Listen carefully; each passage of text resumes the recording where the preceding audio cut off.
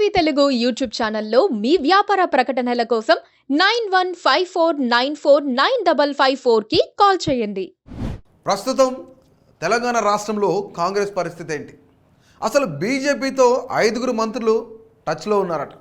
But వాళ్ళు మేము షిండేగా మారటం కోసం రెడీగా ఉన్నామని చెప్పేసి డైరెక్ట్గా ఒక ప్రెస్ మీట్లో ఆలేటి మహేశ్వర్ రెడ్డి బీజేపీ ఎమ్మెల్యే, శాసనసభ పక్ష నేత, ఆయన బీజేపీకి సంబంధించిన నేత, ఆయన మాతో టచ్లో ఉన్నారు, డెఫినెట్లీ మేమంతా షిండేగా మారే అవకాశం ఉంది, షిండేగా మారుతామని చెప్పేసి వాళ్ళ దగ్గరికి వచ్చి అడుగుతున్నారట. అంటే ఆయన ఏం చెప్తున్నారంటే, ఇదే తరుణంలో ఖచ్చితంగా మేము తలుచుకుంటే ప్రభుత్వాన్ని కూల్చేస్తాం, డెఫినెట్లీ రానున్న రోజుల్లో అసలు తెలంగాణలో కాంగ్రెస్ పరిస్థితి ఏంటి? ఆలేటి మహేశ్వర్ రెడ్డి అన్న మాటలు, ఆయన మాటల్లో ఎంతవరకు నిజం ఉందనేది కూడా మనం ఒకసారి ఆలోచించాల్సిన విషయం ఉంది. అసలు బీజేపీ పెద్దలతో కానీ, బీజేపీ నేతలతో కానీ, 8 మంది ఎమ్మెల్యేలతో ఎవరెవరు కాంగ్రెస్ పార్టీకి సంబంధించిన ఎమ్మెల్యేలు కానీ, మంత్రులు కానీ టచ్లో ఉన్నారు. అసలు ఒకసారి దీనికి సంబంధించి ప్రభుత్వాన్ని కూల్చేస్తాం, మాతో పెట్టుకుంటే ప్రభుత్వాన్ని కూల్చేస్తాం, మా జోలికి రావద్దు, డెఫినెట్లీ మేము షిండే అవుతామని చెప్పేసి మీ మంత్రులే మా దగ్గరికి వస్తున్నారని లైవ్లో ఆయన ప్రెస్ మీట్లో చెప్పడం జరిగింది. అసలు ఏమన్నారో మనం ఒకసారి చూద్దాం. మేము ఒకటే చెప్తా ఉన్నాం, మీరు మా జోలికి దయచేసి రావద్దు, మా గురించి మాట్లాడొద్దు, మేము చాలా హుందాగా మెదులుతున్నాం. మీరు ఒకవేళ అట్లా చేస్తే మీ చిట్టా ఏందో మా దగ్గర, మేము కూల్చాల్సిన అవసరం లేదు, వాళ్ళ మంత్రులే రెడీగా ఉన్నారు. వాళ్ళ మంత్రులే మా దగ్గరకు వచ్చి మేము షిండేగా మారుతాం, నా వెంట 10 మంది ఉన్నారు, నా వెంట 20 మంది ఉన్నారు, వాళ్ళే అంటున్నారు. ఆ 10 మంది 20 మందిని వెంట పెట్టుకుని రావడానికి సిద్ధంగా ఉన్నారు. కానీ మేము అలాంటి ఎంకరేజ్ చేయం కాబట్టి మేము చాలా ప్రజాస్వామ్య పద్ధతిలో చాలా గౌరవంగా బిహేవ్ చేస్తా ఉన్నాం. సో చూసే కదా, అది ఖచ్చితంగా మేము షిండేగా మారుతామని చెప్పేసి వాళ్ళ మంత్రులే మాకు టచ్లో ఉన్నారు అని చెప్పేసి ఒక జర్నలిస్ట్ సోదరుడు అడిగిన మాటకు ఆలేటి మహేశ్వర్ రెడ్డి ఆన్సర్ చెప్పిన పరిస్థితి ఉంది. అసలు ఇంకోటి ఏంటంటే, రాష్ట్ర వ్యాప్తంగా ఇప్పుడు దేశవ్యాప్తంగా జరిగే ఎన్నికలు ఏవైతున్నాయో, ఈ ఎన్నికలన్నిటికీ కూడాను కాంగ్రెస్ పార్టీకి సంబంధించిన ఫండింగ్ అంతా కూడాను హైదరాబాద్ నుంచే జరుగుతుంది.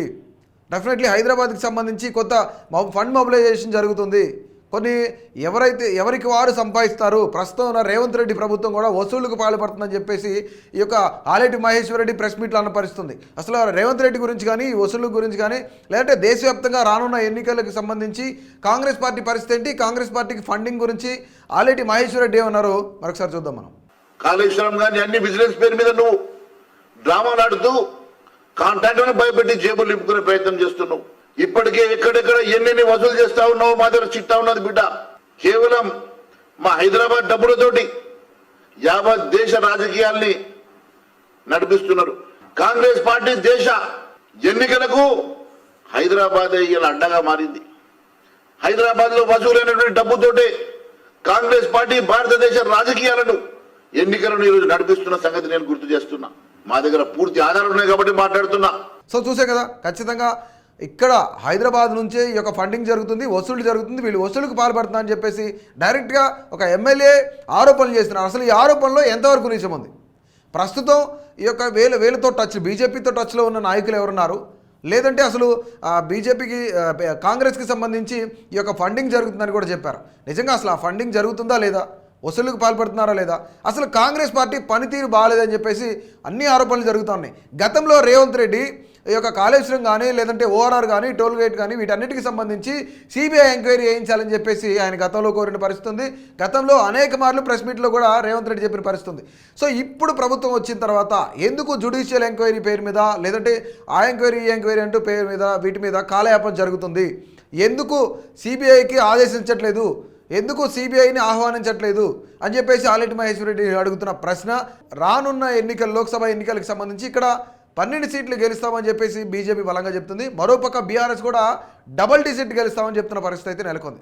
ఇక కాంగ్రెస్ పార్టీకి సంబంధించి ఇప్పటికే 13 నుంచి 16 సీట్లు గెలుస్తామని చెప్పేసి, అలాగే 14 సీట్లు ఖచ్చితంగా గెలవాలని కూడా సీఎం రేవంత్ రెడ్డి కూడా అన్న పరిస్థితులు అయితే నెలకొన్నాయి.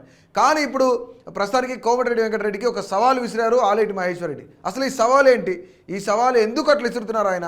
ఇప్పుడు రానున్న కాలంలో భువనగిరి ఎంపీ ఎవరైతే పోటీ చేస్తున్నారు, బీజేపీ అభ్యర్థిగా బొర్రా నరసయ్య గౌడ్ పోటీ చేస్తున్నారు, ఖచ్చితంగా మీకు దమ్ముంటే మీరు గెలిపించుకోగలిగితే మీ యొక్క భువనగిరి ఎంపీ అభ్యర్థిని అయితే నిలబెట్టుకోండి. అతని మీద అక్కడ భువనగిరిలో ఎవరైతే నిలబడుతున్నారో ఆ భువనగిరి ఎంపీ అభ్యర్థి మీద 2 లక్షల మెజార్టీతో బీజేపీ ఎంపీ అభ్యర్థి విజయం సాధిస్తానని కూడా ఆయన చెప్తున్న పరిస్థితి అయితే నెలకొంది. మా ఎమ్మెల్యేల గురించి మాట్లాడేంత స్థాయి నీది కాదు వెంకటరెడ్డిని మధ్య భ్రమించి మాట్లాడుతున్నావు. ముందు నీ భువనగిరి ఎంపీ గెలిపించుకో, దమ్ముడిని ఛాలెంజ్ చేస్తా ఉన్నాను. భువనగిరిలో మా ఎంపీ 2 లక్షల మెజార్టీతో గెలుస్తున్నాడు. నీ ఎంపీని గెలిపించు నీకు చేత కాదు, నీ తమ్ముడితో తగ్గితే నీకు చేత కాదు. 8 మంది ఎమ్మెల్యేల గురించి మాట్లాడతావా? బిడ్డ మా ఎమ్మెల్యేని ముట్టి చూడు. మాకు ఒకవేళ మేమనుకుంటే మేమే మీలాగా గేట్లు ఓపెన్ చేస్తే 48 గంటలు పట్టదు బిడ్డ మీ ప్రభుత్వం కూలిపోవడానికి. కానీ మేము ప్రజాస్వామ్యాన్ని గౌరవిస్తాం కాబట్టి, ప్రజాస్వామ్యాన్ని మేము పూర్తిగా విశ్వసిస్తాం కాబట్టి ఈరోజు మేము కేవలం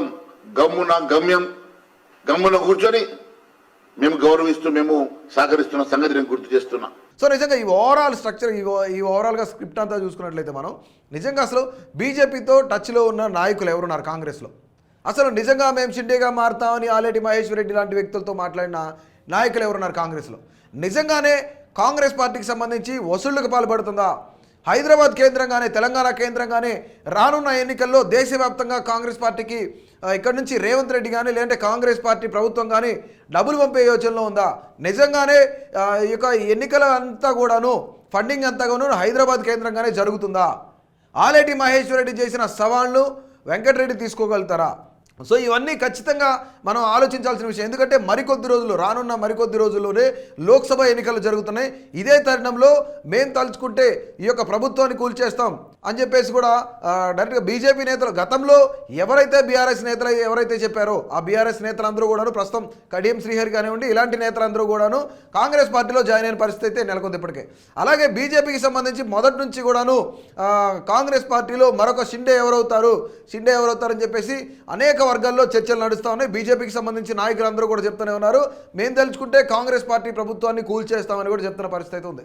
సో వీటన్నిటిని ప్రాధాన్యత సంతరించుకుంటూ అంటే ఇప్పుడు ఎవరైతే బీజేపీకి సంబంధించిన ఎమ్మెల్యే ఉన్నారో ఆలేటి మహేశ్వర్ రెడ్డి అన్న మాటలు నిజంగా వీటన్నిటికి కొంత ప్రాధాన్యత సంతరించుకుంది, వీటికి బలం చేకూర్చేలా ఉంది.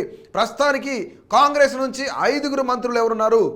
మా వెనక 10 మంది ఎమ్మెల్యేలు 20 మంది ఎమ్మెల్యేలు మాతో ఉన్నారు, మీరు ఓకే చెప్తే కనుక షిండే అవుతాం అని చెప్పేసి అన్న నేతలు ఎవరనేది కూడా ఇక్కడ మనకు తెలియాల్సిన విషయం అవుతుంది. సో నిజంగా వ్యూవర్స్ అందరూ కూడా కాంగ్రెస్ పార్టీ ప్రభుత్వం ఎలా ఉంది, నిజంగానే కాంగ్రెస్ పార్టీ ప్రభుత్వాన్ని కూల్చేసే అంత బీజేపీకి ఉందా, లేదంటే బీజేపీతో టచ్లో ఎవరెవరు ఉండే అవకాశం ఉంది, లేదంటే బీజేపీలోకి వెళ్ళే నాయకులు ఎవరున్నారు?